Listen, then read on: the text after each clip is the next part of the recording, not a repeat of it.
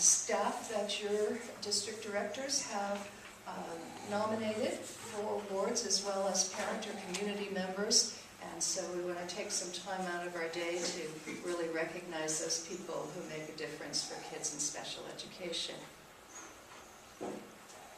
And another goal, and this has been for a while a real large emphasis in our regional services division, is to really build the capacity for district staff in the area of positive behavior support. And so one of the things we worked on was developing a standardized training for behavior intervention case managers. And this training is standardized across San Bernardino and Riverside counties, so now the certification is portable, so if people move between districts. They also really looked at best practices, and so it's a strong training. We also work each year to both certify new behavior intervention case managers as required by Ed Code, as well as we recertify all behavior intervention case managers every 2 years. And so we've completed 4 trainings in that area. There were 5 trainings both at the WESELPA or the district level. Some of our districts this year had the option of bringing trainings to them so that they could save costs on substitutes. And so there were 5 trainings done on positive behavior support plans. We've had 202 staff trained in nonviolent crisis intervention, which is the emergency intervention that is approved by the WESELPA and is used to address students who are a danger to themselves or others. And also there were 22 behavior emergency reports submitted to the WESELPA, and we've instituted a process for monitoring those and identifying if additional supports are needed and ensuring compliance with the regulations.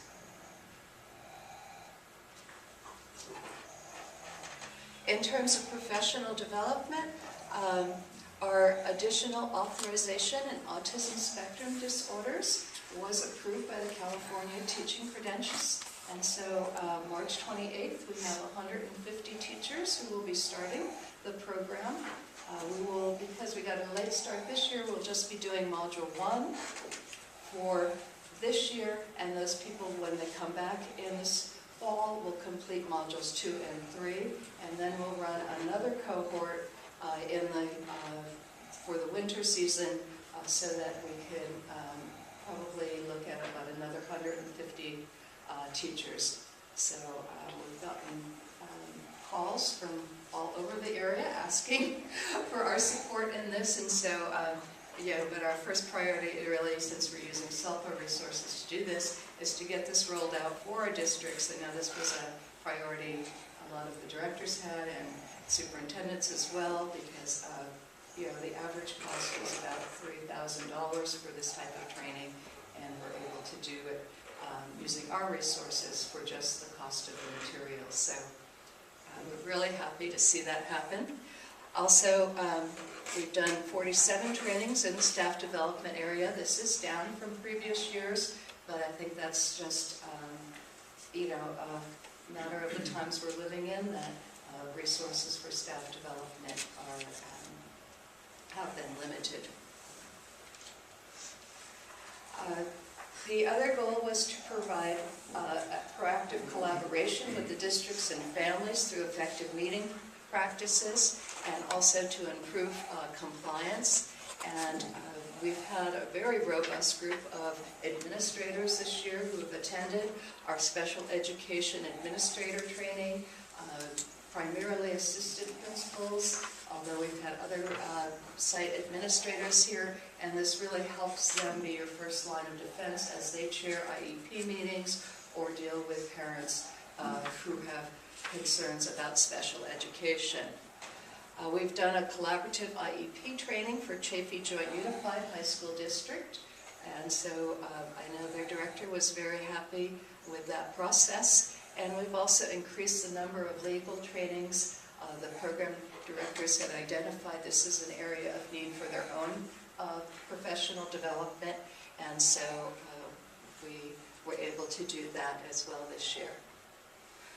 Our VOC team continues to be busy working to fulfill the obligations they have under their workability grant as well as the Transition Partnership Program grant. And so with workability, they have already gone out and served 1,515 high school students. They provided presentations at all of the high schools, except for one where that high school chose to do their own presentation.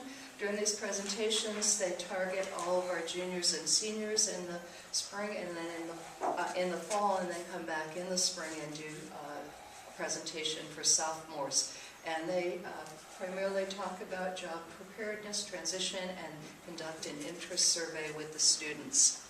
We have a middle school program that goes out and takes a look at developing some career awareness for our middle school students. While it's not a requirement any longer under IDEA 2004, our classes for our students with more significant handicaps usually participate in this because these students perhaps need to get started a little earlier. We have 330 students that we've had paid employment for work experience, and those students now have something that they can put on a resume as they move forward. In our Transition Partnership Program, this is a partnership program with the Department of Rehabilitation, and our focus here is really outcomes past school. We continue to work with these students once they graduate from high school, and with the Department of Rehabilitation, develop a plan so they have appropriate supports and training to allow them to engage in an actual career path. And so we have 33 students that currently have work placements out of a total of 96 students that are being served by our job developers. And also, we've done a number of career fairs, career days in Chino District, Upland High School. Our middle school students were able to attend some field trips to be able to take a look at what people do in their jobs. Our students at Boys Republic were able to attend a Reigns hockey game. And then on April 19th, we have Life After High School, which is in coordination with our Community Advisory Council. And they bring vendors in and both program providers through Regional Center as well as local colleges and training programs.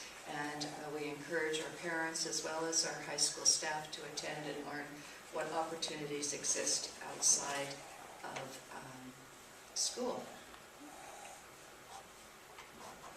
In terms of their final goal was to also recognize exemplary staff and work in collaboration with the agencies. And Carol Gentili, one of our workability staff, is the chairperson for the state advisory for workability. We also hosted the Transition Partnership cross-training earlier this month. And on March 31st, we will have a transition celebration where we provide awards to our students. Those are monetary awards that are collected through donations by WESELPA staff.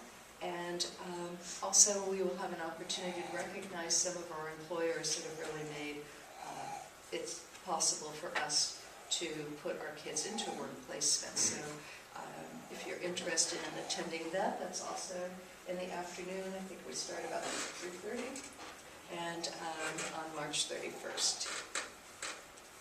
Our clinical counselors were kind of hijacked this year from some of their goals because of the crisis with the DBH services.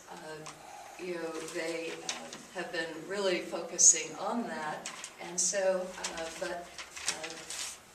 they continue to provide services to the districts. They were able to take over the initial referrals we had returned by DBH.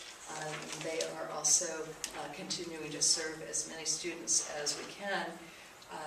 They did decide to assign one counselor to each high school in Chaffee District because